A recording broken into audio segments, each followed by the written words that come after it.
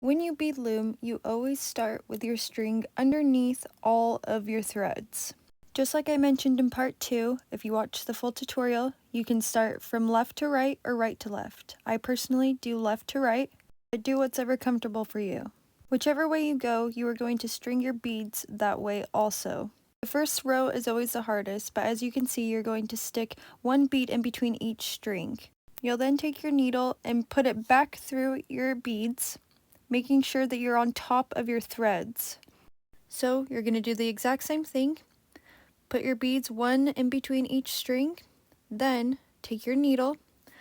I kind of swipe over the top of my beads on the inside.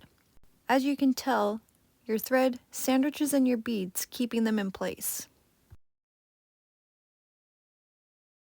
To explain a little bit more, that's why we start with our thread underneath our loomed strings. You'll follow the pattern until it's complete, or you can free bead, meaning you're not following a pattern.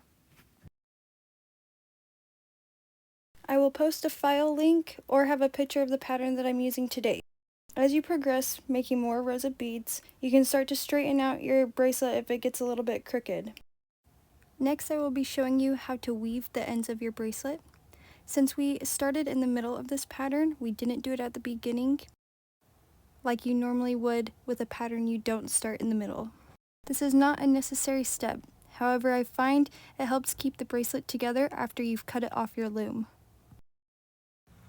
When your last row is finished, you'll begin to weave back and forth until you think you've weaved enough to keep your bracelet secure.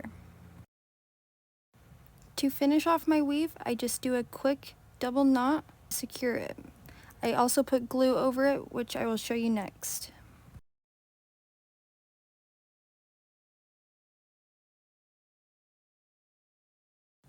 I highly recommend this GS Hypo Cement Beading Glue. It's great for all types of jewelry making, and is a very well-rounded glue in my opinion. I spread the glue on my weaves on both ends of my bracelet, let it dry, and then cut it off the loom. It dries quick and it also dries clear. Thanks for watching, and look for part 4 where I show you how to finish off your bracelet.